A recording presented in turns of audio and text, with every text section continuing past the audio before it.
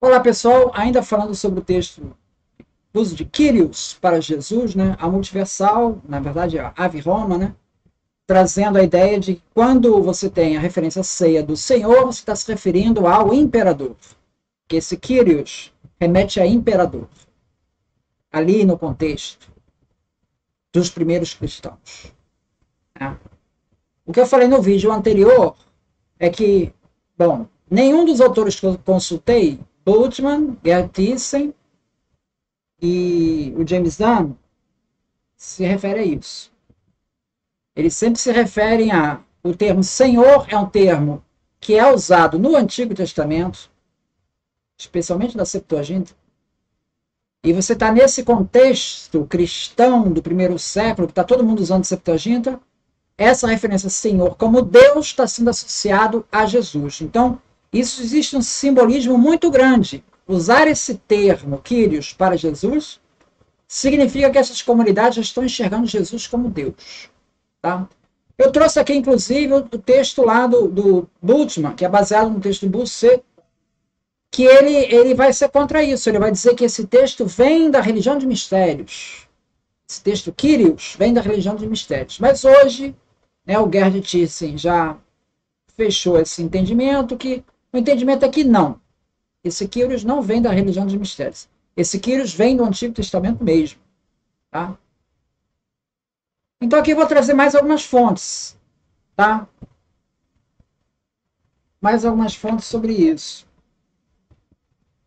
Bom, primeiro eu vou trazer esse livro aqui do Conrad Smith, Surgimento da Bíblia, página 356. Ele fala o seguinte: no início da história das traduções cristãs da Bíblia, a Septuaginta representa uma tradução judaica de escritos hebraicos para o grego, que surgiu no contexto do judaísmo da diáspora, com seu centro espiritual e literário em Alexandria, no Egito.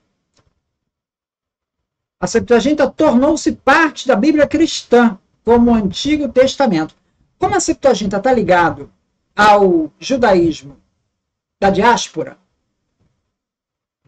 o movimento rabínico ele procurou um resgate maior de uma ortodoxia mais ligada aos textos hebraicos.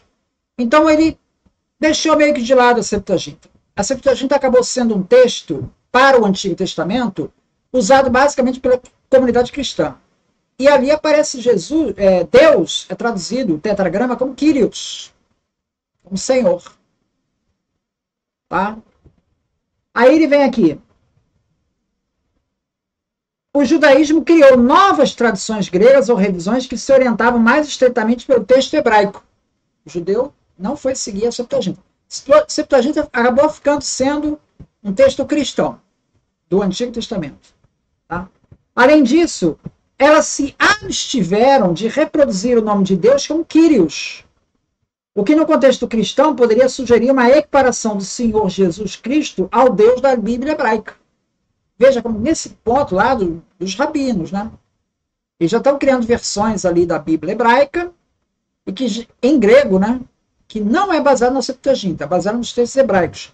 E ali eles evitam usar o Kyrios, porque já começa a estar muito ligado a Jesus.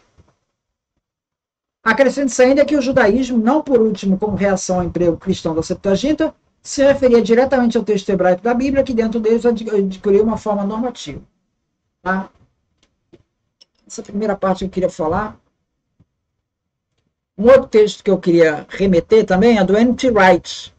O N.T. Wright, ele se refere ali no livro A Ressurreição do Filho de Deus, na página 784, ele diz o seguinte: há similaridades no uso de Kyrios com o uso do título do imperador romano. Ele diz assim, em 1 Coríntios 15, 20, uma passagem central e vital para muitos textos paulinos, especialmente por causa do dogma da ressurreição, tá?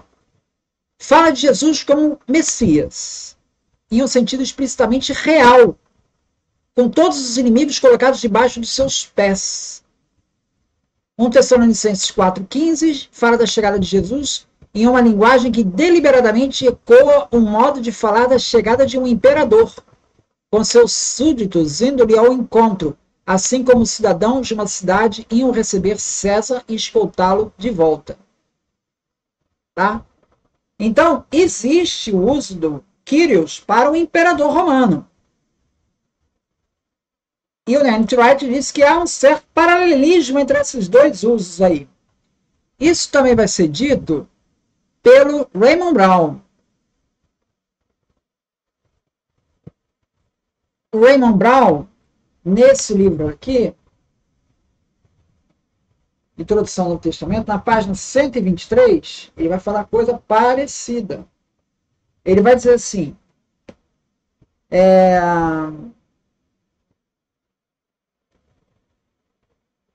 uma inscrição em Halicarnasso chamava o imperador de Salvador do mundo.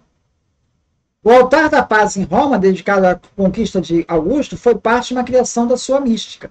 A narrativa da infância de Jesus em Lucas, com anjos cantando, nasceu hoje um Salvador, que é Cristo Senhor. Olha o que diz aqui. Cristo Senhor, nasceu de Davi. Pode bem fazer eco à publicidade de Augusto. Então existe esse paralelo. Eles não estão desconhecendo esse paralelo, mas essa palavra Kyrios está remetendo ao Antigo Testamento. Tá? Tem uma passagem de Policarpo de Esmirna, que ele foi martirizado, né? E ele declarou que chamar César de Kyrios seria cometer uma blasfêmia contra o verdadeiro Rei Divino Salvador. Isso está no martírio de Policarpo de Esmirna. Ele diz assim, como posso blasfemar contra meu rei que me salvou? Está se referindo a Jesus. Porque, afinal de contas, César vai martirizar ele, né?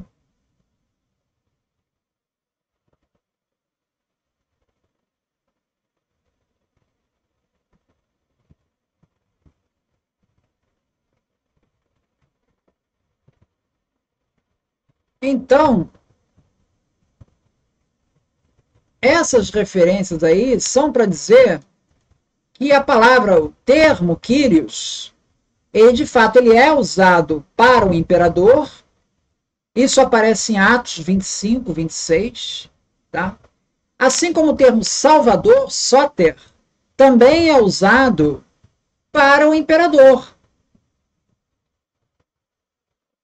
Uma inscrição em Éfeso, datada de 4 a.C., se refere a Augusto como Deus manifesto, Epifanes, descendência de Ares e Afrodite, o Salvador, Soter, da vida humana.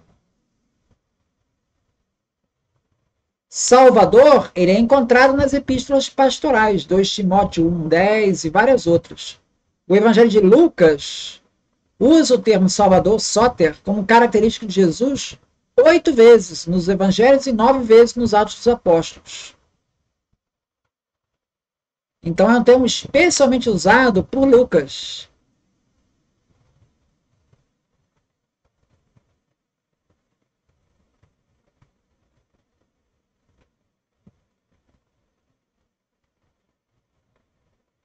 Segundo Gilberto Angelosi, uma das razões para as perseguições de Domiciano contra os cristãos, da crescente hostilidade entre cristãos e império, pode ter sido o fato de que os cristãos atribuem a Cristo os mesmos títulos reservados ao imperador, Kyrios e Soter. A aclamação de Kyrios é usada diversas vezes por Paulo, em Romanos 10:9, 1 Coríntios 12:3 e em Filipenses 2:11.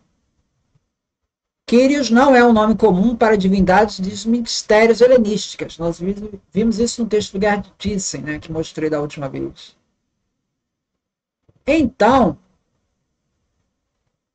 está claramente caracterizado que as comunidades cristãs usam esse título, se apropriam desse título que era usado para o imperador, assim como Soter também, Salvador, era usado para o imperador, e passam a aplicar a Jesus. Os judeus, para evitar essa identidade, quando fazem as traduções da Bíblia, eles evitam, no grego, né, eles evitam usar o termo Kyrios para o tetragrama. Então, é um título que passa a ser usado para Jesus. Não é que ele esteja ali saudando o imperador romano. Não. Jesus está ganhando essa prerrogativa. Entende? Então, assim, eu quis mostrar no vídeo anterior, meio que citando os 3 textos base, e agora esse complemento, que é para fechar esse argumento. Quírios é usado pelas comunidades cristãs? Sim. Quírios é um título do imperador? Sim. Os cristãos estão se apropriando dele. Quírios não está no Evangelho Q, nos textos mais antigos dos evangelhos, não está. Isso aparece depois, principalmente depois do Cristo ressuscitado.